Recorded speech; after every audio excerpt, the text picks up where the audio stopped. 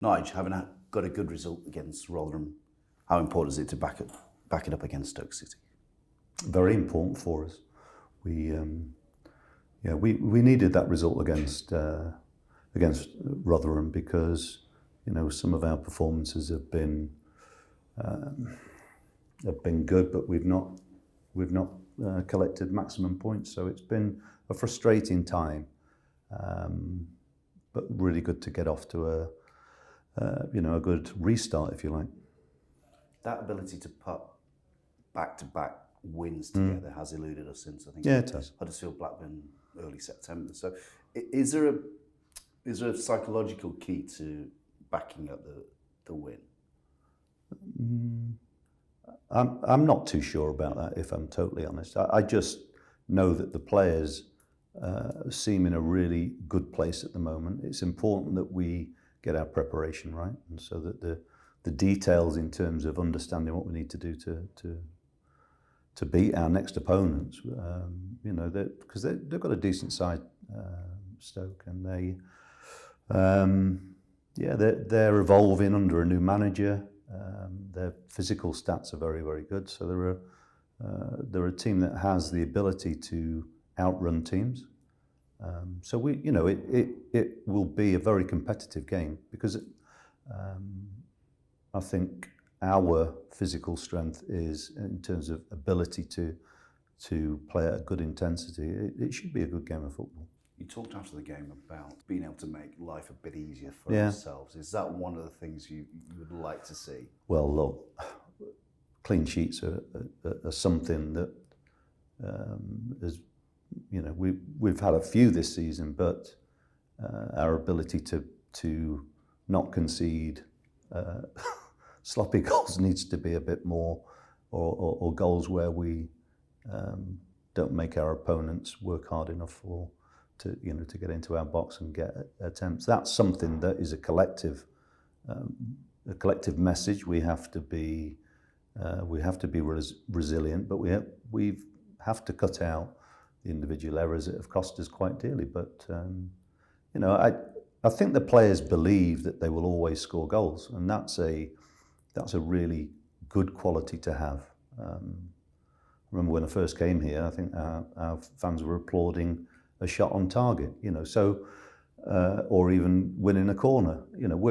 We are a team now which can create goal scoring opportunities. What we've got to be collectively is just show those resilient qualities that I know that we have, and we are evolving as a side, and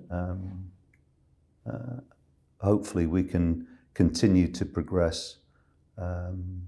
Not just our attacking style, but our ability to win any type of game. I think that's the thing that we need to try and find different ways to win. Just because that's the championship for you. The championship is the sides that are successful in the championship are teams that can tough it out, can outplay their opponents, can do whatever the game requires, and we are moving towards that. Cal Naismith came back last Saturday and put in some superb through balls. And certainly at least one or two of the goals came from his passes. That influence that he has, how significant is that? Well, without wanting to overplay his role, I mean, he's a leader on the pitch. And he's also a player who expects high standards from himself and his teammates, and that's a really important quality to have. I think one of our, whether we've got enough players who have come from winning mentality backgrounds is a question that it will be an interesting one to go through. And I think that's when you've got players in the side who are have that mental assured quality that they want to win at all costs. they can influence other players. We've got a few within the squad, and that's good. But we need the whole team to really adopt that attitude, and I think we are getting there. I mean,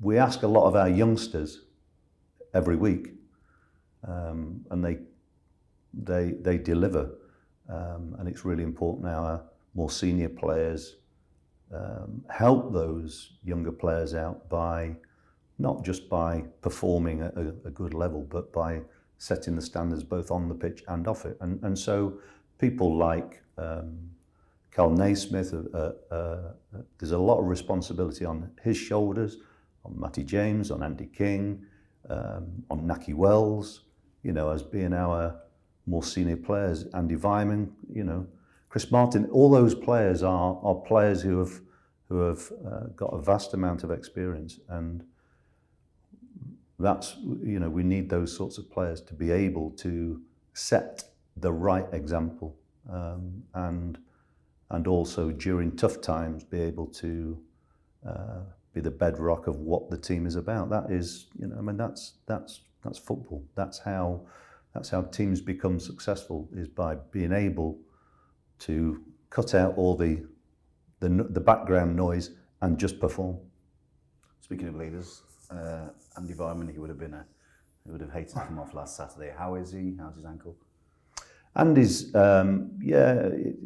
he's tough, and he's the type of player that would probably just keep playing through pain. That's where we've got to sort of protect him from himself.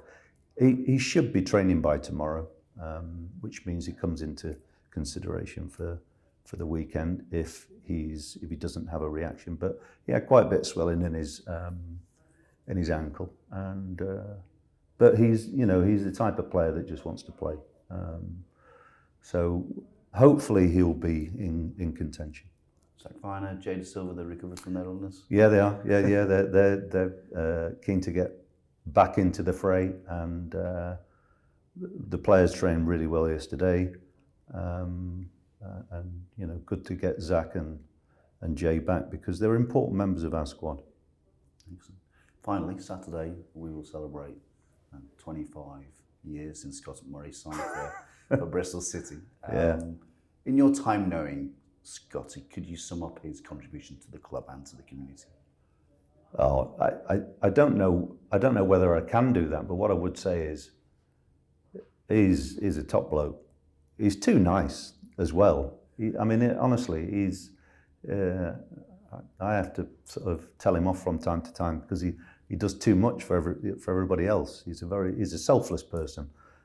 He's good fun around the place, and when you talk about club legends, he's definitely one of those. But he's very everything he does with a smile on his face, and he's such a hard worker.